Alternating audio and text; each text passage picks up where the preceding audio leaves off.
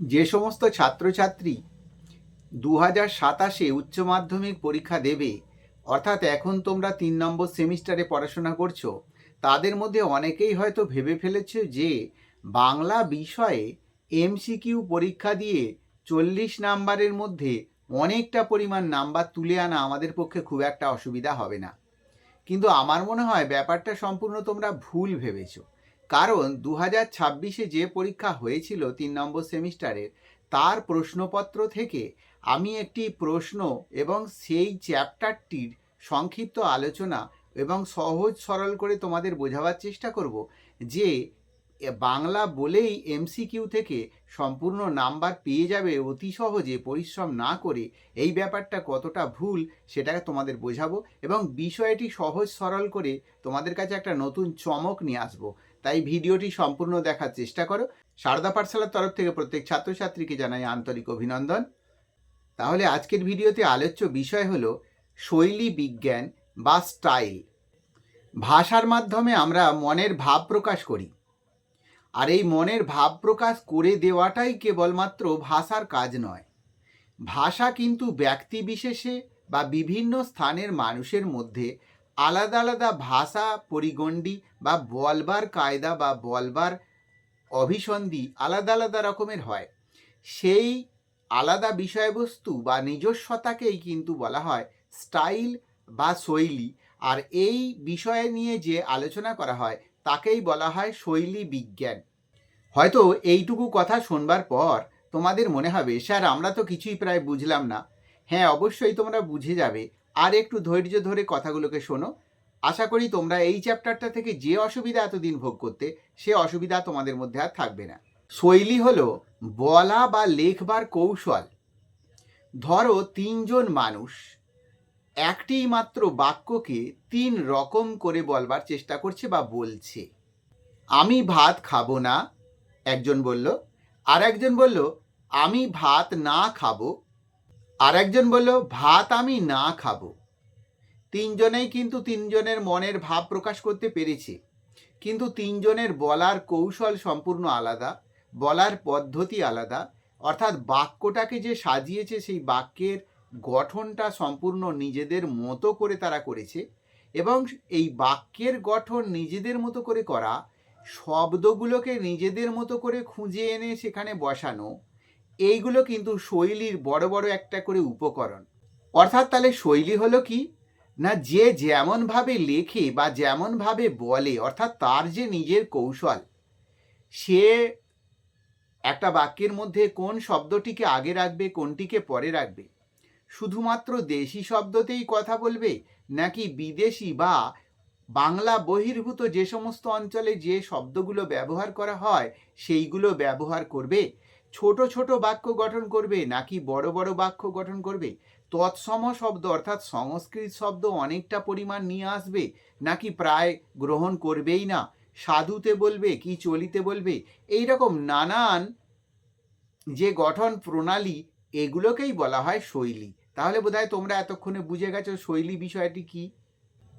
তোমরা শুনলে হয়তো হাসবে বা কেউ কেউ হয়তো শুনেও থাকবে ইতিপূর্বে, উৎপল দত্ত বাংলা চলচ্চিত্র জগতের নাট্য জগতের একজন বিখ্যাত লেখক, বিখ্যাত অভিনেতা, বিখ্যাত পরিচালক উৎপল দত্তের মতো ব্যক্তি তাঁর একটি সিনেমার মধ্যে, মানে তিনি অভিনয় করেছেন এমনি একটি সিনেমার মধ্যে, তিনি কোনো একজন পুলিশ অফিসারকে এত সুন্দর একটা কথা বলছেন যে কথাটার জন্য কিন্তু ওই জায়গাটা মানুষ হয়তো বারবার দেখবার বা শোনবার চেষ্টা করে। কথাটা এত সুন্দর করে সাজানো রয়েছে। কথাটি কি ছিল না, কোনো একজন পুলিশ অফিসারকে তিনি আমন্ত্রণ জানাচ্ছেন তার বাড়িতে যাওয়ার জন্য।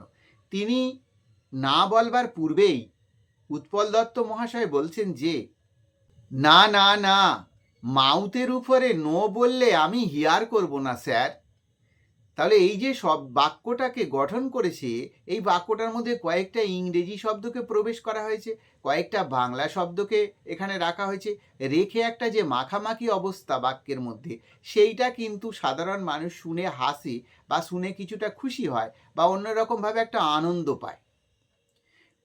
যে পরীক্ষা গত ২৬ সালে হয়েছে লাস্ট ৩ নম্বর সেমিস্টারের, সেই পরীক্ষাতে যে প্রশ্নখানি এসেছিল এই স্টাইল বা তোমাদের শৈলী বিজ্ঞান থেকে, সেইটি হলো স্টাইল হলো ব্যাকরণের সম্ভাবনার বিশেষ বলে এবার অপশানগুলো দেওয়া হয়েছে, 4টে অপশানগুলো ছিল এই: নির্যাস, নিষ্কাশন, বাচন ক্রিয়া এবং প্রতিক্রিয়া।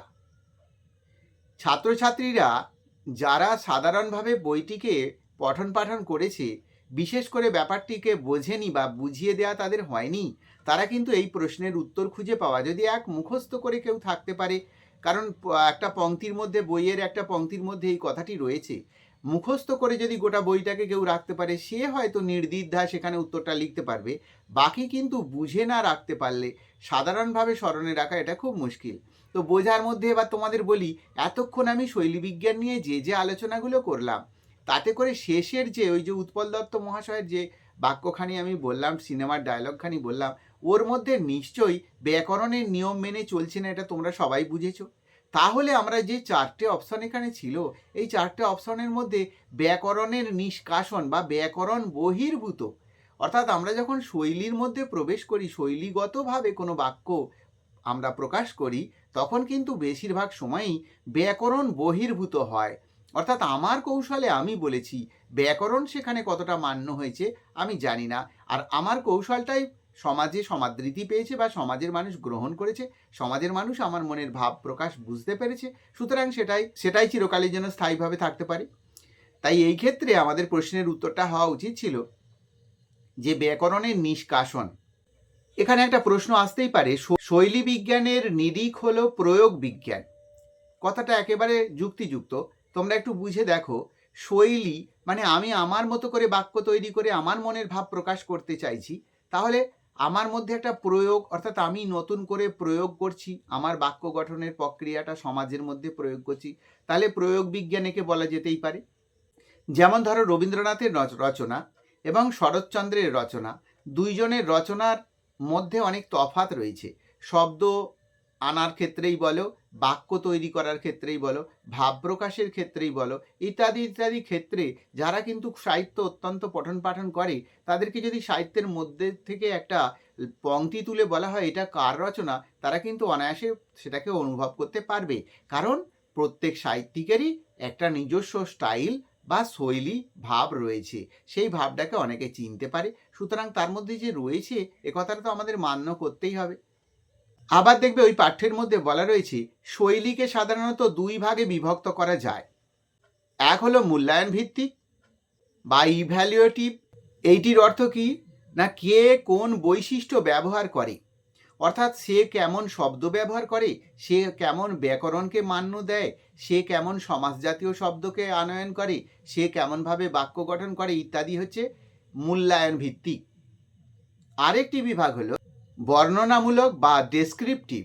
এইটির অর্থ হলো কার লেখা কোন দিক ভঙ্গিমাকে তুলে ধরতে চায়, অর্থাৎ লেখকরা যে লেখেন তাদের নিজস্ব একটা চিন্তা চেতনা থাকে।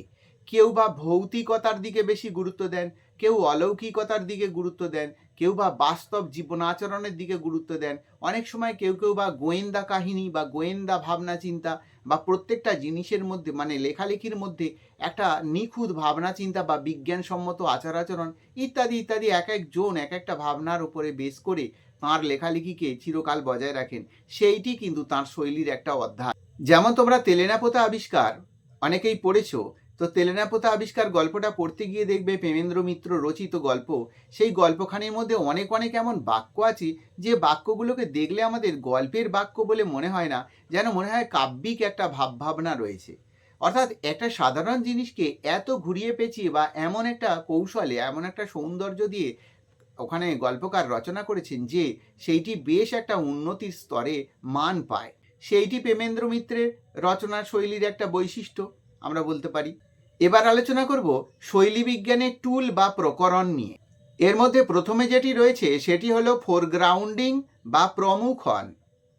এইটি হলো কোনো লেখক যখন দৈনন্দিন জীবন আচরণে ব্যবহৃত শব্দ বা বাক্য বা ইত্যাদি থেকে সরে এসে সচেতনভাবে অন্য কোনো স্থান থেকে এইগুলিকে সংগ্রহ করে তাঁর লেখালেখি বা ভাব প্রকাশের মধ্যে ব্যবহার করে থাকেন, সাধারণত তাকে বলা হয় প্রমুখ হন। যেমন অনেককেই দেখা যায় যে বাঙালি হওয়া সত্ত্বেও হিন্দি ভাষাভাষী অঞ্চলে জীবিকা অর্জনের জন্য তারা সেইখানে থাকে। ফলবশত সেইখানে বেশ কিছু হিন্দি শব্দ বা হিন্দি ভাষাভাষীতে যে শব্দগুলি ব্যবহৃত হয় সেইগুলি বলে তারা এত বেশি অভ্যস্ত যে যখন বঙ্গভূমিতে তারা ফিরে আসে বা বিভিন্ন কারণে এসে পৌঁছয়, তখনও কিন্তু দেখা যায় সেইখানকার কিছু কিছু শব্দ তারা এখানে ব্যবহার করছে। যেমন আমি একটা শব্দকে বারবার ব্যবহার করতে শুনেছি, যে তারা দ্রব্য সামগ্রী না বলে সামান। আরবি, ফার্সি, ফরাসি প্রভৃতি শব্দ প্রচুর পরিমাণে তারা ব্যবহার করে থাকে। এইটা কিন্তু প্রমুখনের একটা উদাহরণ বলা যেতে পারে। আপনারা যখন এটিকে ব্যবহার করবেন তখনই এটাকে শৈলী বলে আমরা চিহ্নিত করতে পারি। সৈয়দ মুজতবা আলীর লেখালেখির মধ্যে আমরা অনেক বিদেশি শব্দের ব্যবহার এরকম দেখতে পাই, যে শব্দগুলো সাধারণত অন্যান্য সাহিত্যিকদের রচনায় প্রায় দেখা যায় না বলে চলে। এরপরে বলবো ডিভিয়েশন বা বিচ্যুতি। এইটার বিষয় হলো ব্যাকরণের নিয়মকে লঙ্ঘন করে ভাষাকে ব্যবহার করা। এরপরে বলবো সমান্তরালতা বা প্যারালালিজম। সমান্তরালতা হলো একই বাক্যে থাকা শব্দ, শব্দগুচ্ছ বা বাক্য খণ্ড বাক্যগুলোকে একই ধরনের ব্যাকরণগত গঠনে সাজানো। যেমন তিনি খেতে, কাজ করতে, ঘুমাতে আনন্দ পান। এই ক্ষেত্রে আমরা কিন্তু প্রত্যেকটা ক্রিয়ার ক্ষেত্রে যেভাবে ক্রিয়াগুলোকে ব্যবহার করেছি সেখানে কিন্তু আমরা একই ধরনের ব্যাকরণগত সীমাকে ধরে রাখবার চেষ্টা করেছি। এছাড়াও তোমরা দেখবে এই চ্যাপ্টারের মধ্যে রয়েছে কোডবদল। কোডবদল কাকে বলে? যে মানুষ যে আঞ্চলিক ভাষায় বসবাস করে সেই আঞ্চলিক ভাষাভাষীকে পরিত্যাগ করে যখন সে অন্য আঞ্চলিকতাকে নিজের ভাষার মধ্যে প্রয়োগ করে বা অন্য আঞ্চলিকতাকে নিজের ভাষার মধ্যে ব্যবহার করে, তাকেই বলা হয় কোড বদল। যেমন ধরো কোনো একটা আঞ্চলিক ভাষাভাষীর মানুষ বলছে মুই ভাত খামু না, আবার কেউ বলছে আমি ভাত খাবো না। এই যে দুয়ের মধ্যে তফাৎ, তাহলে যে যার আঞ্চলিকতা অনুযায়ী বা যে যার আঞ্চলিক ভাষা অনুযায়ী সে তার মতো করে না বলে যখন অন্যের আঞ্চলিকতাকে গ্রহণ করে তখনই সাধারণত একে বলা হয় কোড বদল। এছাড়াও তোমরা দেখবে এখানে একটি বিষয় আলোচনা রয়েছে বহুস্বরতা। বহুস্বরতা কি না, সাধারণত একটি বড় কাহিনীর মধ্যে বা উপন্যাস বা নাটক বা বিভিন্ন জায়গায় সেখানে আমরা কিন্তু বহু চরিত্রের সমন্বয় দেখতে পাই, বহু চরিত্রের সমন্বয় দেখতে পাই, অবস্থান দেখতে পাই। এই চরিত্রগুলো কিন্তু সবই যে এক গোষ্ঠী থেকে এসেছে তা নয়। অনেক সময় বাইরে থেকে কোনো চরিত্র এসেও আমরা সেই কাহিনীর মধ্যে তাকে প্রবেশ করতে দেখি এবং সেই চরিত্রটা বাইরে থেকে যে এসেছে তার বলবার ভঙ্গিমা, বাক্য গঠনের, শব্দচয়নের ভঙ্গিমা এবং যাদেরকে নিয়ে মূল কাহিনীটি গঠিত তাদের বাক্য গঠনের বা শব্দচয়নের যে ভঙ্গিমা, এর মধ্যে অনেক তফাৎ হয়ে যায়। অর্থাৎ বহু বড় কাহিনীর মধ্যে বহু চরিত্রের সমন্বয় থাকার ফলে আমরা সেখানে আলাদা আলাদা সুর, আলাদা আলাদা তাল, আলাদা আলাদা কথা এবং তাদের বাক্য গঠন বা শব্দচয়নে আলাদা আলাদা রূপমূর্তি যে দেখতে পাই তাকেই আমরা সাধারণত বলি বহুস্বরতা। এই ছিল এই ভিডিওর আলোচনা। তোমরা যদি এই ধরনের তাৎপর্যময় ভিডিও দেখবার জন্য আগ্রহী থাকো তাহলে তোমরা আমার চ্যানেলের সঙ্গে থাকো। আবার আসছি আমি পরের চমকপ্রদ কোনো ভিডিও নিয়ে যেটা তোমাদের অত্যন্ত কাজে লাগবে। সেখানে আবার তোমাদের সঙ্গে আমার দেখা হবে। এই বলে এই ভিডিও শেষ করলাম।